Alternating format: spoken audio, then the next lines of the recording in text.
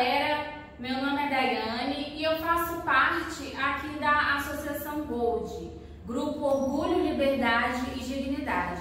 Ficamos aqui mesmo no centro de Vitória.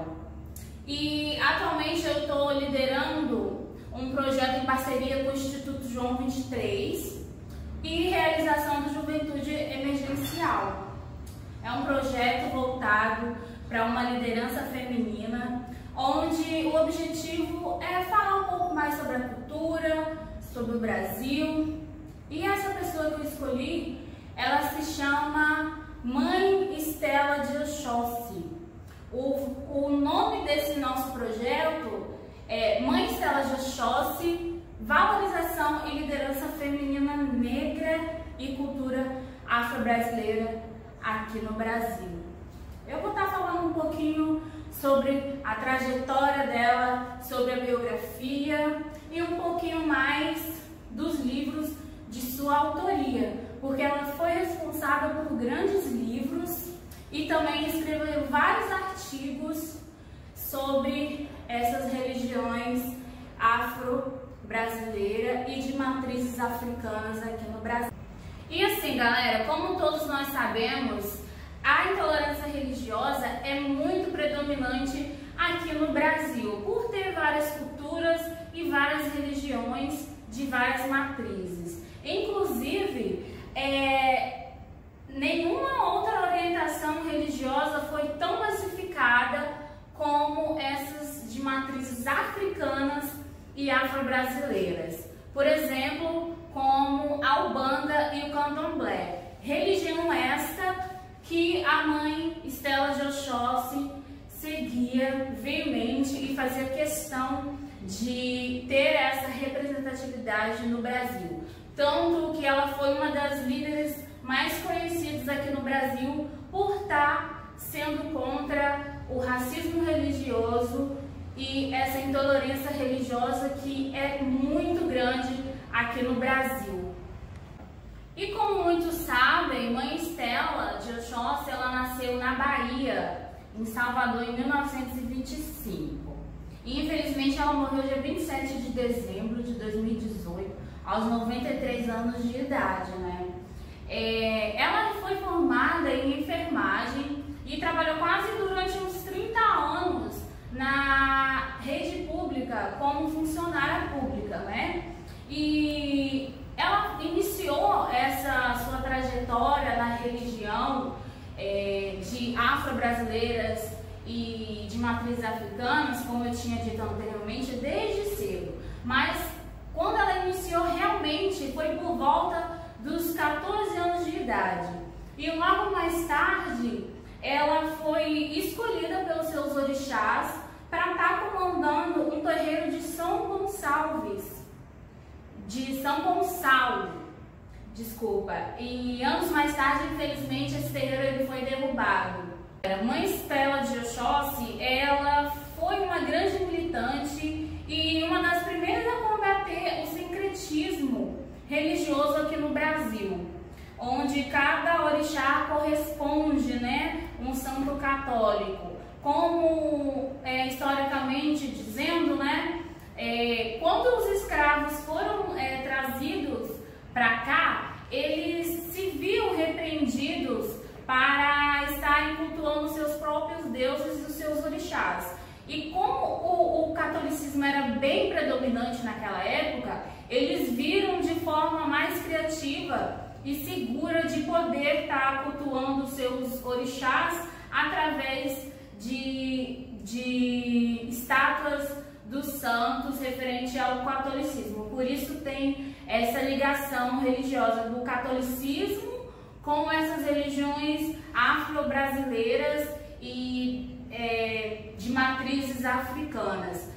Porém, a Mãe Estela de Oxóssi, ela sempre deixou claro que ela era contra o sincreticismo aqui no Brasil, porque é como se fosse você escondendo a sua própria religião em prol de uma religião vinda de uma comunidade branca, de pessoas brancas. Ela via como se estivesse se escondendo para poder ser aceita e ao mesmo tempo cultuando deuses de religiões referente às pessoas brancas e não ao que ela realmente acreditava. E assim, a mãe Estela, ela praticava o livre pensamento, né? Ela tinha sempre conselhos inspirados nos seus próprios artigos e ela defendia o candomblé realmente, mas também ela não criticava nenhum tipo de credo, respeitando e sempre exigindo respeito, né?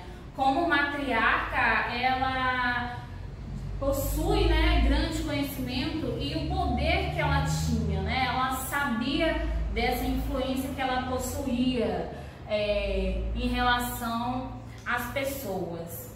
E ela sempre foi uma mulher engajada na luta pela afirmação e defesa da cultura aqui no Brasil e da diversidade religiosa, cultural do povo preto no Brasil. Inclusive, ela foi uma zeladora de uma das casas de axé chamada Opô Afonjá, que fica localizado em Salvador, e esse terreiro ele foi formado juntamente com a mãe Aninha e a avó de Santo de Estela. Ele foi um dos terreiros mais conhecidos aqui do Brasil. E com essa trajetória, essa biografia linda de mãe Estela, ela obteve vários prêmios durante essa vida longa dela, né, de representatividade. E assim, como por exemplo, ela recebeu um prêmio muito importante, honrarias no jornalístico Estadão, né, na condição de fomentadora cultural em 2001. Outro prêmio também muito importante que ela recebeu foi ao completar 70 anos de idade, ela recebeu o título de doutor honoris, né, na Universidade Federal na Bahia em 2005 e 2009. Um dos prêmios mais importantes da carreira dela foi o da primeira mulher negra a assumir a cadeira na Academia de Letras. Inclusive, uma mulher que lutou e sempre esteve ali a favor das pessoas que possuem menos visibilidade na sociedade, em prol do povo preto e da diversidade cultural e contra o racismo religioso aqui no Brasil. Eu trouxe esse livro aqui chamado Mulheres de Axé. É um livro que fala um pouquinho sobre a trajetória de várias mulheres envolvidas nessa questão contra o racismo religioso e que fazem parte de religiões de matrizes africanas e afro-brasileiras no Brasil. Em especial, eu vou estar mostrando para vocês um trecho que fala sobre a mãe Estela de Oxóssi, né? Que foi bem representada aqui neste livro. Quando jovem, ia ao candomblé e à missa, mas indignava-se quando o padre falava mal do candomblé. Vocês que vão para o candomblé de noite e igreja de dia estão acendendo uma vela para Deus e outra para o diabo. Isto a incomodava muito, então dedicou-se cada vez mais aos estudos. Certa feita foi convidada para participar de um encontro de religiosos de matrizes africanas e lá resolveu fazer uma ação revolucionária e positiva que foi dar um basta no sincretismo, porque até isso o escravo sofreu. Certa feita foi convidada para participar de um encontro de religiosos de matrizes africanas e lá resolveu fazer uma ação revolucionária e positiva que foi dar um basta no sincretismo, porque até isso o escravo sofreu. Tinha que ter a religião do branco, pois os padres jesuítas diziam isto, que se deveria sofrer aqui para ser recompensado no céu. Eu achava isso um absurdo, então resolveu escrever um artigo posicionando-se contra o sincretismo e o mesmo repercutiu no mundo inteiro. causando indignação no então arcebispo de Salvador, Dom Avelar Brandão Vilela. Segundo Mãe Stella, aconteceu o seguinte episódio. Ele escrevia de um lado e eu do outro. Gerou um fato engraçado. O arcebispo entrou no jornal à tarde pedindo para que eu não entrasse mais.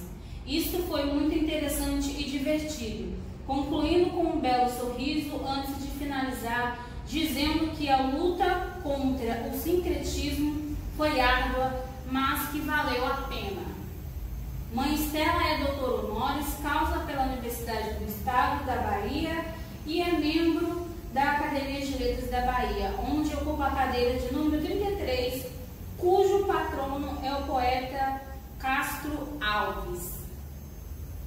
E assim, galera, a gente fica com esse trecho que fala um pouquinho sobre a luta da Mãe Stella contra o sincretismo aqui no Brasil.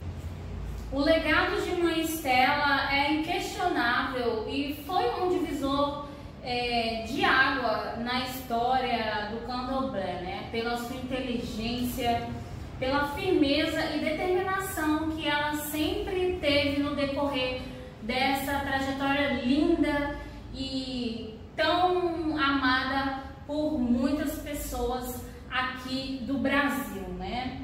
Ela sempre dialogou e sempre procurou estar atualizada nas questões atuais da sociedade. E por se assumir uma mulher lésbica publicamente, ela automaticamente trouxe esse debate dessas mulheres lésbicas, transexuais, bissexuais, nestes espaços que muitas das vezes acaba invisibilizando e essas mulheres não tendo esse lugar de fala nesses lugares. Eu vou estar aqui lendo um trecho de um dos livros mais importantes nessa trajetória da vida de Mãe Stella para vocês e espero que vocês gostem bastante. A Pau que Traça Pau, 29 de junho de 1912. O candomblé de São Gonçalo parecia uma verdadeira colmeia, dado o entra e sai de gente na arrumação do barracão. Cortava-se papel para a confecção de bandeirinhas vermelhas e brancas, varria-se o chão, apanhavam-se folhas, cadeiras eram dispostas segundo a hierarquia dos donos. Mulheres agitadas na cozinha preparavam as iguarias rituais, outras incumbiam-se da arrumação das próprias roupas e, mais importante, das vestimentas dos principais convidados, os orixás. Visitantes chegavam de toda parte para a festa. Queriam ver Manhaninha, serem abençoados, beijar-lhes as mãos.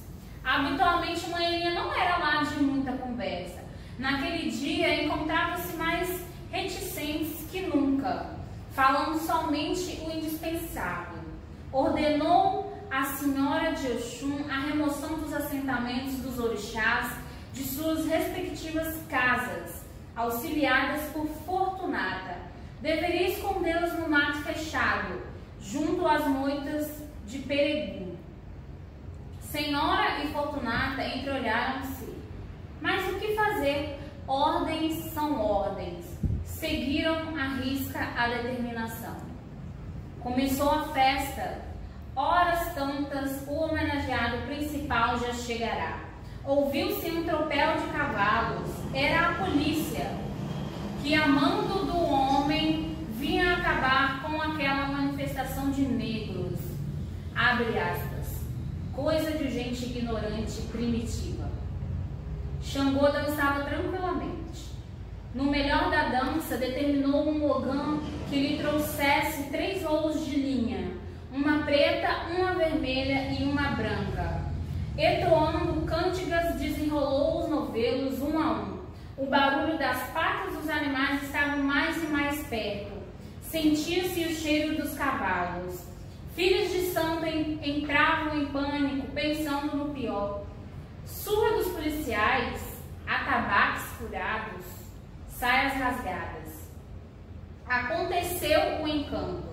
Os soldados se embrenharam mato adentro e nada de conseguirem achar o barracão do candomblé. Continuou a festança, com atabaques e fogos, comidas, bastante aroá e muita alegria. No dia seguinte, Mãe Aninha ficou sabendo o ocorrido. Explicou às filhas de santo a ordem exótica de transferências dos orixás. Tiveram o pressentimento de que a polícia iria arrumar alguma presepada. Para que fossem evitados estragos, tomou a atitude de determinar a remoção dos assentamentos, até tudo se normalizar. O melhor lugar era a moita de nativos. Percebia feliz que fora precipitada. Nada aconteceu.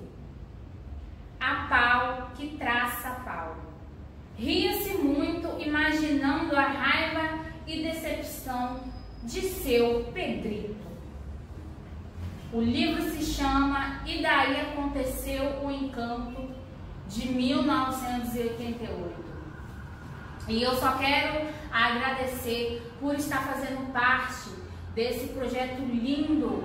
E em pleno mês de março, mês das mulheres, Dia Internacional das Mulheres, eu tenho uma grande e enorme prazer de estar participando. E eu deixo vocês com essa linda imagem de Mãe Estela de Oxóssi. Fica localizado aqui na Gold. Se quiserem, pode vir estar visitando.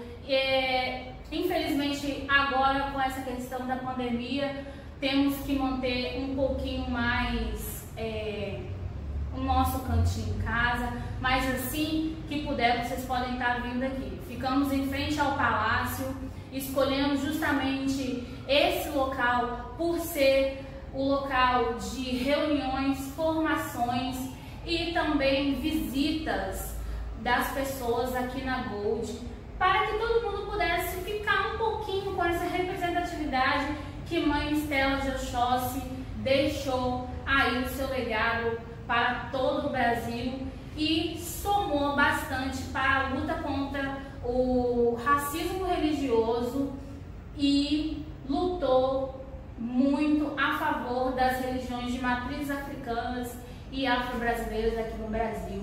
Muito obrigada.